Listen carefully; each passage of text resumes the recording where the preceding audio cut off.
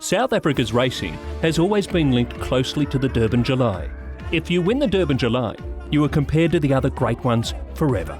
But in the current era, things have changed, and to be compared to the modern greats, there must be international success. In New Zealand, there is a stallion that has cemented his place in history. He's done what no other may do again. Among Zabiel's list of great sons and daughters is one who conquered a Durban July, the South African lion named Grey's Inn. Yeah, it's unbelievable the amount of travelling he did, you know, from a young horse, from a foal really. And I think that was probably the mark and the making of him, that he was so tough, and temperament dealt with everything. And I think that's very important in a stadium. Yeah, he was a horse that showed a fair bit at home, but you knew there was something there. He had a way about him. And, you know, I'd put him on the track for a 6 furlong and thought, you know, let's just see how he goes. And sort of going through the 400, he's nowhere, and the next, you know, within strides, he's winning it, and winning it well.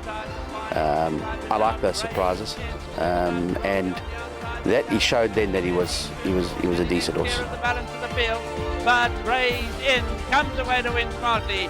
Birkenhead a clear second.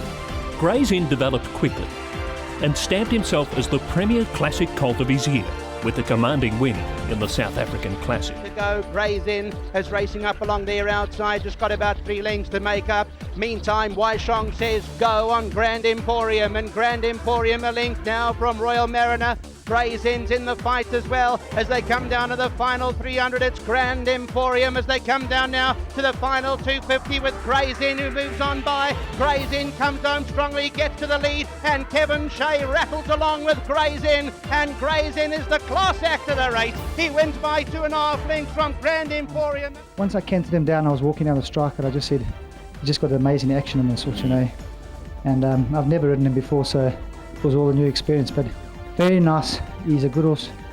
I think he'll go further, as Mark agrees, and I don't think he'll stop here. He's a very, very nice horse. And for those that listened closely that day, Mike de Kock declared that this was a 3-year-old that was bound not just for the Derby, but also the Durban July. He's a horse that I don't believe will stop here. I think he's a July horse. And I think he'll take a lot of beating in the Derby too. I think that's going to be his game. A Derby in any country is never easy. In a field of 14, Grey's Inn drew barrier 14, something that would happen often in his career, and the opposition made it as hard as they could for the warm favourite. With a wide trip from a wide gate, Zabiel's international son had to call on all of his reserves. Towards their outside, and Grey's Inn comes home on the grandstand side, has got about 3 or 4 lengths to make up on the leaders now in an open call. Bilboa, Saddlewood on the inside, Bless the Stay between them, hold the fort. Grey's Inn's got to pull it out. He's got 3 or 4 lengths to make up on the leader inside the final 100. Saddlewood along the inside, and Grey's Inn. Les says, let's get serious now, and Grey's Inn comes home with a powerful finish at Saddlewood, and Grey's Inn got there. His next target was the time-honoured Daily News 2000 in what would be his first race at the home of the Durban July. His draw, one wider than the Derby, 15 of 15, was no help. But in review, it is clear he had excuses. On the final bend, off a wider trip, he was slightly lost, and the others got away from him. But his work home in the final 100 showed he was a true contender for the Durban July. So to Durban July Day, and the race that stops South Africa. The reigning Derby winner would have to defeat the Queen's Plate and J&B Met winner Yarda, who would go on to be crowned Horse of the Year. And with a lighter weight in the Durban July, Anthony Delpeche was given the ride, and Grey's Inn would go on to produce the biggest winning margin for 25 years. Grey's Inn flying. Grey's Inn swoops into the lead the last 150, and Grey's Inn, this day belongs to Grey's Inn, drawing He was prepped especially for this race. He needed his last run, yeah. I wasn't worried about the course at all. You know, we had to give him a bit of a break after the Derby, and I knew that he'd turn the positions around with the other 3-year-olds. This is a wonderful horse. Congratulations. I thought Anthony rode a superb race. But I knew how good this horse was. I galloped him and I worked him in the morning, and Waishong gave me a bit more confidence. He says the best this horse he's felt. This is the best horse I've ridden in my career. After his dominance at home, the world was calling for the South African Lion, and Nat Al Sheba in Dubai was the first target for the son of Zabiel. 7 months and 7 days exactly after his Durban July win, Gray's Inn would again clash with Yardam. But this time at Nat Al Sheba, Yardam would get the race run to suit in front and controlling the pace. Yardam clear, Yardam in front and he's too good. Yardam wins second checker, third Latino Magic, then Gray's Inn. In the Group 3 Dubai City of Gold, Gray's Inn would give away 3 kilos to the rest of the field, but he showed everyone he was deserving of his attempt at the Dubai Shima Classic. To rate him as we do, I think he's got to beat those type of horses. At this stage of the game, he's beaten nothing in Dubai.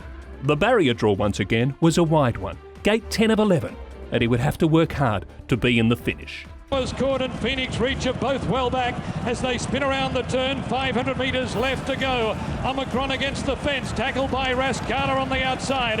Parahel is living up 3 deep to tackle those leaders. Collier Hill between them. Gray's Inn is deeper out. Jerry Mix between runners. Phoenix Reach is trying to wend his way through. Rascala hit the lead. 300 metres out. Phoenix Reach into the clear. Gives chase to Rascala. Gray's Inn on the outside with Powers caught. It's Phoenix Reach going up to Rascala at the 100 metres mark. Phoenix Reach takes the lead, draws a length and a half in front of Rascala. Collier Hill is third. Phoenix Reach wins the Shahima Classic 2 lengths. Sometimes a horse's most important result is not always their winning runs, and this could apply to Gray's Inn's attempt in Hong Kong's Audemars Piguet QE2 Cup. This was the best international field that had ever been assembled in Hong Kong's racing history. It included the Derby winner, Vengeance of Rain, fresh from his Dubai victory, Phoenix Reach, the classic performer, Russian Pearl from New Zealand, Elvstrom from Australia, the VRC Derby winner and Caulfield Cup champion, Bullish Luck, who was the horse that beat Silent Witness, Elegant Fashion, the only filly to win a Hong Kong Derby, the German champion, Ipalo, and the iconic Australian horse, Grand Army. The little South African Lion Gray's Inn about 8 off the leader from Elegant Fashion. Russian Pearl 8 here.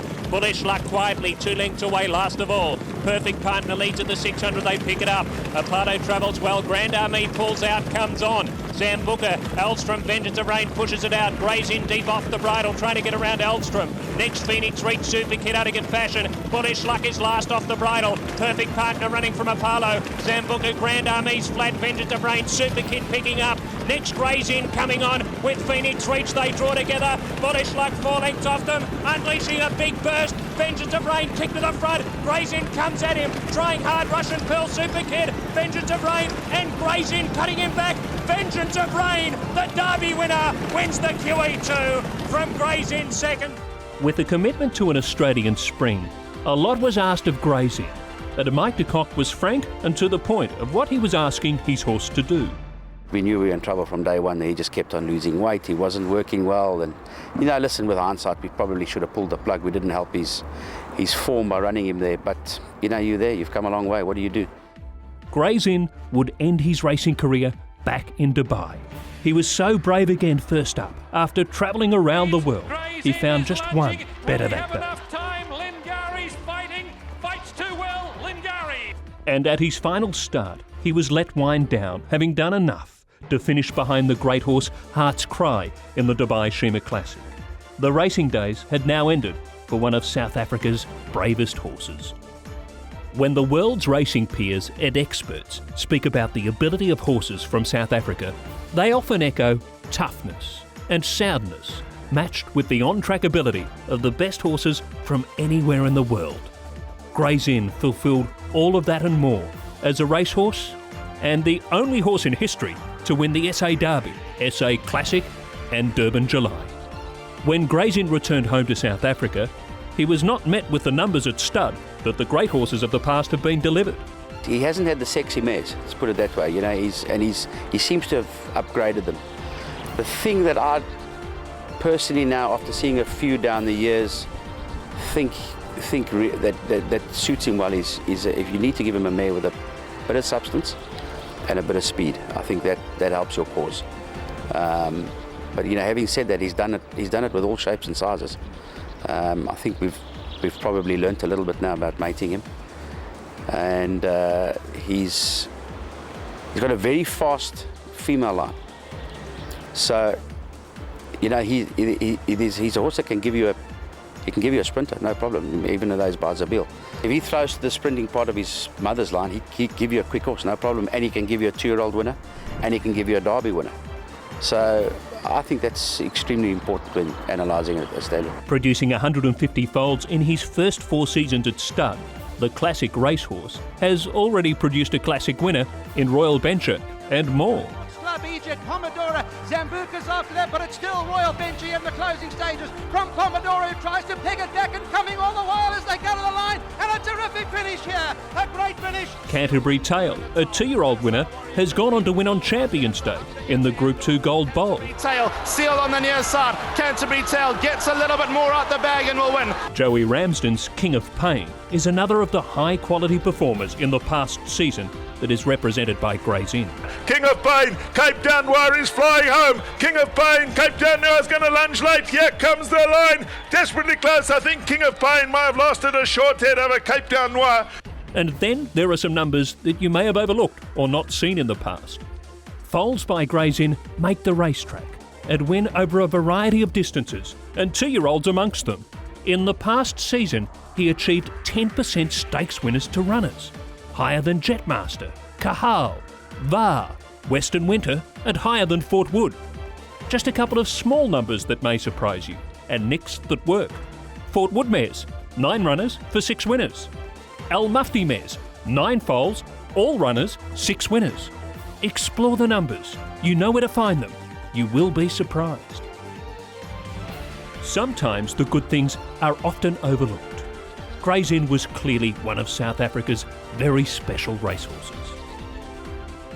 It would be silly to not look just a little closer at South Africa's fighting lion.